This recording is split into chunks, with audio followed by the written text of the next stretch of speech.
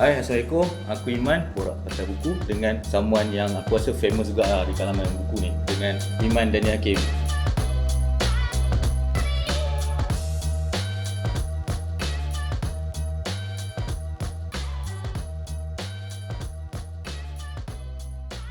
Hai, saya Iman.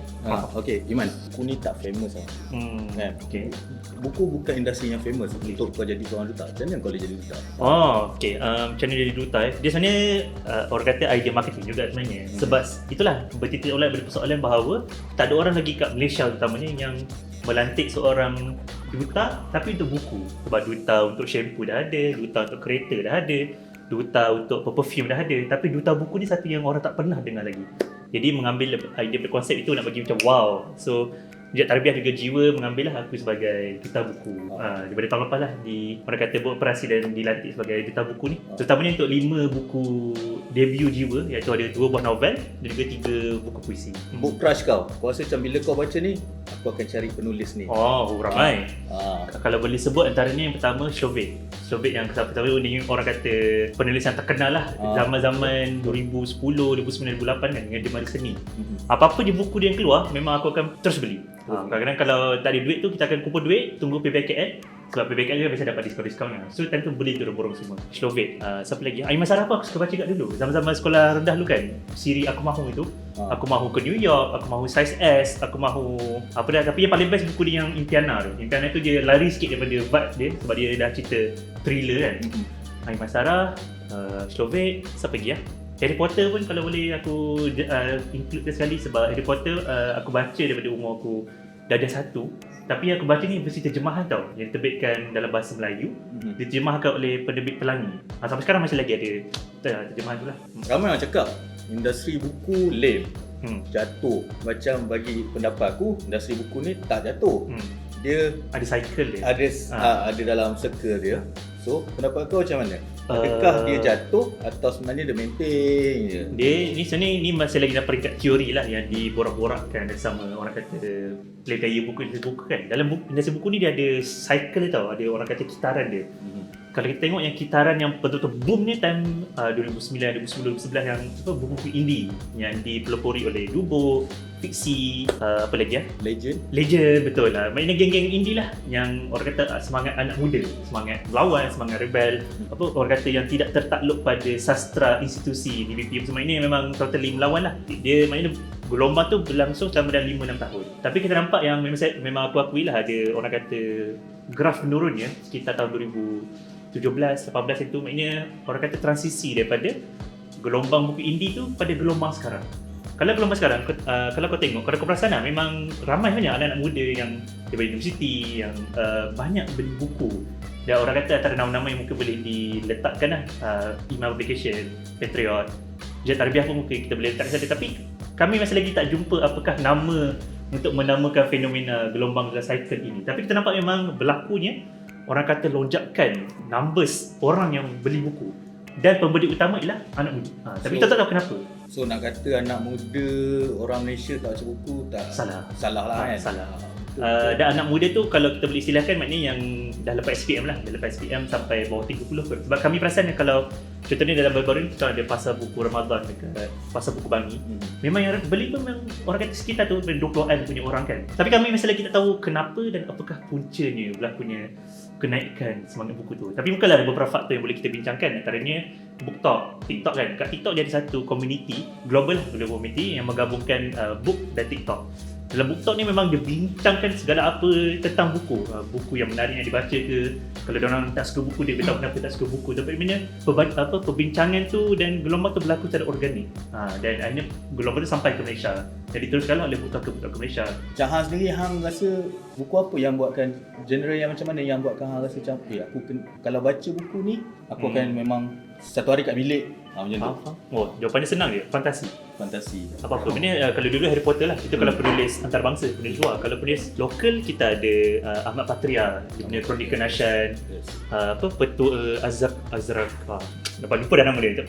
Tapi maknanya fantasi lah. Lepas tu kalau dulu pun PTS banyak juga terbitkan buku fantasi yang stand alone. Contohnya aku pernah ingat Ida Munira Abu Bakar, dia tulis Misi Piramid tak aku. Buku dia memang satu, dia bukan siri. Tapi waktu aku baca tu aku masih ingat, orang kata umur aku waktu 10 tahun, aku masih lagi ingat bagaimana teruja aku baca cerita tu. Sebab dia konsep dia isekai lah. Isekai ni kalau dalam kalangan manga Jepun, dia terkenal lah, dia konsep di mana manusia, kita dalam dunia realiti kita ni, kita dimasukkan ke dalam dunia lain, totally new world. Jadi aku suka konsep-konsep macam tu. Maknanya sebab orang kata, kenapa aku suka lah, sebab the idea of mengembara tu. Sebab dalam dunia kita ni, kita limit lah. Maknanya aku sebagai contoh, aku orang Melayu, lelaki, tinggal kat Bani. Pengalaman aku dilimitkan oleh watak-watak itu lah.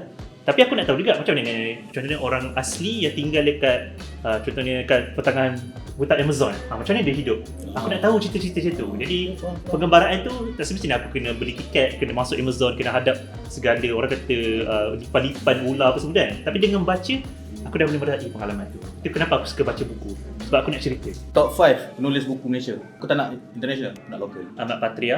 Okey. Kedua, Saharil Hasnin Sanin. Okey. Yang ketiga, Muhammad Haji Saleh.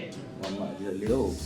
Yang keempat, aku suka Khairi Muhammad juga lah. Dia punya style penulisan dia. Khairi Muhammad. Yang kelima, Seri Rahayu Muhammad Yusof. Apa tips yang hang boleh bagi untuk orang start baca? Buku apa? Buku apa, bagaimana? Soalan ni pun memang soalan yang biasa sangat aku terima. Tak kisahlah sama dia di Facebook ke, di DM Twitter ke. Dan jawapan aku sama je. Kau kena, orang kata tahu dulu, kau suka baca genre apa. Kalau kau suka baca romance ke kan, ataupun suka baca sejarah ke, baca fantasi ke, cari dulu apa jenis apa orang kata jenis buku yang kau suka baca, dan kau baca buku tu. Dan tak semestinya kena baca buku. Kalau kau bukannya orang, sebab kita tahu yang pembaca ni ada dua jenis. Ada satu ni memang dia boleh baca buku bukan fiksyen dia boleh baca buku sejarah, falsafah, benda-benda berat-berat kan. Tapi kalau dia baca fiksyen, kepala dia jam. Dia kata aku tak boleh lah baca fiksyen, aku tak boleh masuk cerita. Tapi macam aku lah opposite benda tu lah. Aku boleh baca fiksyen. Aku akan enjoy gila baca fiksyen, tapi kalau buku bukan fiksyen ni aku macam susah sikit. Jadi jawapan dia senang je. Cari dulu apa yang kau suka dan kau baca. Dan baca tak saja buku, kau boleh baca artikel, even bahkan kau boleh baca status Facebook pun, kau boleh baca Twitter punya thread kan, atau kau boleh baca manga, baca komik, bacalah. Dan orang kata, sebab aku yakin bila kau dah start baca tu, kau tak akan terhenti pada satu genre saja, pada satu sumber saja. Kau akan, keinginan kau tu untuk membaca dengan lebih banyak tu akan datang sendiri. Kau sendiri akan cari buku lain. Yang penting mulakan langkah pertama. Kat sini aku tengok banyak buku tau. Okey, kat sini banyak buku. Kau tolong suggestkan dekat diorang buku apa yang untuk orang yang baru nak start baca ni. Buku apa? buku ni La Terusir Hamka. Aku dah agak. Terusir Hamka ni adalah best seller. Kalau korang buka meja jualan kat mana-mana pesta buku ke, bahkan kat pasar buku Ramadan yang minggu lepas berlaku ni, buku ni antara yang paling banyak terjual. Kenapa? Sebab cerita-cerita yang sedih. Dan aku setujulah bila kita macam tak perlu heran kenapa buku-buku cinta, buku-buku pop cinta ni best ataupun best seller, sebab elemen emosi dalam tu. Sebab semua orang sedih, semua orang sendu, kita menangis apa semua kan. Memang ada sesuatu yang magical, yang kuat dalam emosi kesedihan tu. Dan buku Terusir ni tentang itu. Terusir ni tentang perempuan yang bernama Maria. Dan Maria ni hidup ni memang susah gila lah. Dia kena cerai. Bila kena cerai tu, sebab zaman dulu wanita tak bekerja. Jadi bila kena cerai, dia punya sumber kehidupan tu memang totally cut off. Jadi apa dia perlu buat adalah untuk teruskan hidup, dia terpaksa jadi pelacur. Daripada situ kita tahu lah cerita ni memang sangat depressing kat lah. Macam macam mana seorang wanita yang dah tak ada apa-apa di hidup, dia terpaksa teruskan hidup. Dan dia, sebab ni dekat zaman tu pun, sebab dia dah diceraikan, dia dihalau keluar oleh keluarga dia. Maknanya hidup dia memang orang kata bangsat lah cerita. Jadi macam mana daripada awal sampai habis tu, dia orang kata her against the world. Dia buatlah apa-apa semua, tapi dan juga anak dia diambil oleh ayah dia. Dan anak ni dapat pendidikan elok lah apa semua, dan jadi peguam akhirnya. So macam ada satu babak dalam cerita ni, anak dia sebagai peguam ni berdepan dengan mak dia. Tapi apa yang terjadi lepas tu korang kena baca lah, kena beli novel Terusir Hamka. Tapi ini antara novel Hamka yang aku sangat suka, bahkan lebih suka daripada novel Tenggelam Kapal Vanilla Beach. Ini novel pertama Hamka lah bagi aku. Baca buku cinta-cinta ni macam something nampak macam bodoh. Kau baca buku, sebab macam aku pernah kena, kau baca buku jiwa, bodoh kan kau. Kau baca buku ni, boleh tak? Benda tu relevan ke tidak sebenarnya? Soalan ni ialah, di sana dia perkataan cinta tu sebenarnya kata-kataan yang suci, yang sakral, yang okey, maknanya martabat dia tinggi. Cuma konsep cinta yang dibuat oleh novel-novel pop cinta ni, dia telah mengotorkan maksud cinta tu. Maknanya cinta tu mesti orang yang kaya, anak CEO balik-balik dari UK terus dapat jadi pengarah apa semua. Maknanya dia telah menanamkan satu fantasi yang tak berpijak pada realiti. Menyebabkan orang macam, wah inilah konsep cinta yang aku mahukan. Sedangkan realiti ni tak begitulah. Kita sebagai orang kata marhain, rakyat biasa ni, maknanya kita hidup untuk kita lah. Jadi baca buku Jiwang tak salah, sebab aku baca juga. Tapi buku Jiwang yang macam mana dan siapa penulis dia? Dan adakah Jiwang atau cinta itu menyebabkan kita menjadi manusia yang manusiawi lah, bukannya manusia yang tidak berpijak pada dunia realiti. Tak salah kau nak baca buku apa? Sekarang ni kau korek buku apa yang ada. Yang kan sekarang ni banyak buku ni. Betul. Cuba korek yang hang rasa hang tertarik, korek buku dia. Okey, yang pertama sekali, Perempuan dari Masa Lalu. Ini buku bestseller kami di Jiwa, buku puisi tentang wanita. Okey, cara orang kata Wafa Aula ni, beliau adalah seorang bekas orang kata ada isu mental health lah, dan kebanyakan puisi-puisi ni pun sekitar tentang itu. Jadi orang yang mungkin ada anxiety, ada depression, ada orang kata isu-isu seperti itu, mereka boleh relate dengan apa yang ditulis oleh Wafa Aula ni. Dan orang kata kekuatan utama Perempuan dari Masa Lalu bukan sekadar tentang isu-isu yang dibangkitkan dalam puisi ni, tapi keindahan bahasa puisi Wafa itu sendiri memang sangat cantik. Dan ini antara buku puisi yang kalau orang tanya, saya ni baru nak baca buku puisi apa yang awak suggest? Ini. Terusnya, itu puisi. Sekarang ni aku nak suggest novel pula. Okey, penulis yang Sayang Tuhan ni pula adalah novel yang ditulis oleh Baharudin Bekri, salah seorang penulis otai jugalah dalam kita punya industri buku kan. Penulis yang Sayang Tuhan ni cerita sinopsis ringkas ni tentang Usama ni penulis bestseller. So buku dia memang laku keras lah. Tapi satu hari ada seorang pengkritik gila-gila kau buku dia ni. Lepas daripada kritikan itu, buku dia terus drop. Orang dah tak beli buku dia. Memang orang kata betul-betul percayalah dengan kritikan itu. So buku kedua dia tu memang orang tak beli. Jadi cerita dia tentang bagaimana Usama ni, dia nak bangkit semula dari kegagalan dia. Dia berjumpa dengan 5 orang penulis dan dapatkan tips, dan juga dapatkan nasihat daripada mereka macam mana nak bangkit semula sebagai penulis yang berjaya. Jadi sebab tu nama dia Penulis Sayang Tuhan. Dan dalam buku ni dia bukan sekadar fiction, tapi Baharudin Bekri juga ada masukkan banyak gila tips-tips dan juga orang kata trik lah ataupun nasihat untuk mereka yang baru nak mula sebagai seorang penulis. Jadi anda boleh dapat cerita, anda juga boleh dapat orang kata seminar juga tentang penulisan dalam novel ini. Sangat menarik. Dua dalam satu lah. Dua dalam satu. Settle. Okay, seterusnya selain pada fiction, sebab aku cerita tadi aku suka baca cerita kan. Okay. Jadi kalau buku-buku fiction aku baca juga. Tapi bukan semualah. Dan aku akan baca travelog, memoir, biografi, autobiografi. Kalau dalam ni ialah travelog. Travelog ni tulis oleh Ustaz Rizal bin Jamil. Kalau kita sebut tentang Turki, nama-nama tokoh yang selalu muncul Rumi, siapa, Kamal Atatürk. Tapi Ustaz Rizal ni dia ambil satu tokoh yang kita tak pernah dengar, tentang Imam Birgivi. Imam Birgivi ni dia seorang tokoh ilmuwan oleh kerajaan Uthmaniyah tahun bila abad ke-16. Dan Birgivi ni seorang ilmuwan pemikir yang sangat hebat lah. Jadi Ustaz Rizal ambil masa untuk menerokai kehidupan dia, pemikiran dia, dan dia tumpahkan semua ni dalam buku ini. Sangat menarik. Ini sisi lain Turki yang kita tak pernah terokai lah. Jadi kalau anda nak baca tentang Turki dari sudut yang lain, bacalah Kembara Menalah Diri. Apa lagi ya?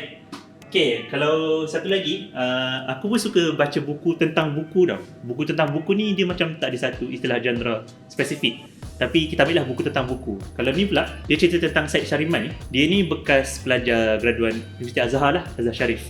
Jadi satu sifat Syariman ni, dia suka menyelam buku tau. Tapi menyelam buku bukan dia dekat Kuitang, Jakarta apa semua. Tak, dia menyelam dekat buku dengan pak-pak Arab dekat Mesir tu. So dia pergilah dekat buku-buku yang dekat tepi-tepi lorong dekat Mesir tu kan. Dia cari buku-buku rare bahasa Arab. Sebab bahasa Arab pun, buku Arab pun banyak kan buku yang dah tak tercetak. Penerbit Buletika apa semua. Jadi memang tak banyak buku dia. Jadi dia cari buku-buku tu. Dan sampai sekarang lah dia, Syed Syariman ni dekat Batu Gajah, dia ada buka kedai buku sendiri. Dan kedai buku dia jual buku terpakai dan juga buku langka, buku rare. Dan ni travelog dia lah sepanjang dia mencari buku dekat Kahirah. One off aku kalau balik kampung aku memang pergi kedai dia. Okey. Toko buku Asbakia kan? Nampak? Aku pergi. Betapa kecilnya dunia ni. Mesti orang sama. Okey. Satu lagi, kalau buku tentang buku yang aku boleh suggest, buku aku sendirilah. Aku baru baca 1000 tahun lagi. Orang kat diri kau lah.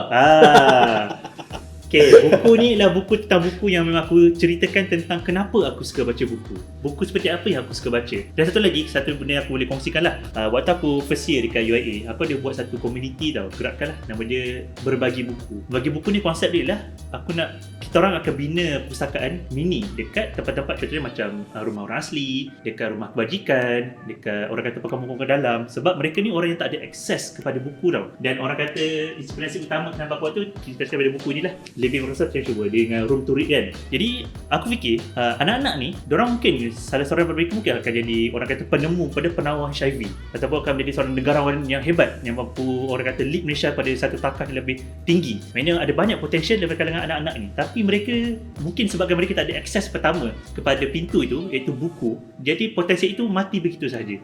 Jadi aku fikir sayang benda tu kalau berlaku. Jadi aku dengan tim kita akan set up, kita akan ni lah open untuk siapa-siapa yang nak derma buku, nak derma wang kan. Jadi kita akan beli rak, kita akan beli buku dan kita akan bina perpustakaan dekat tempat-tempat ni. Alhamdulillah lah, sepanjang 3 tahun aku dekat UiA sebelum PKP utama, kami dah berjaya bina 15 perpustakaan mini, perpustakaan alternatif dekat serata Malaysia. Dah pergi Sarawak, dah pergi Sabah, Kedah, Perlis, semua kita dah pergi. Alhamdulillah. Dan insyaAllah lepas ni kita orang pun dah daftarkan berbagi buku sebagai NGO rasmi. Kita akan mulakan gerak semula lah. Dan insyaAllah sokonglah usaha kami berbagi buku. Umur apa? Umur aku 26. 26 dah fikir NGO gila. Dan buat buku aku Buat buku. masa muda dulu lebih muda, sekarang muda lagi. Kan?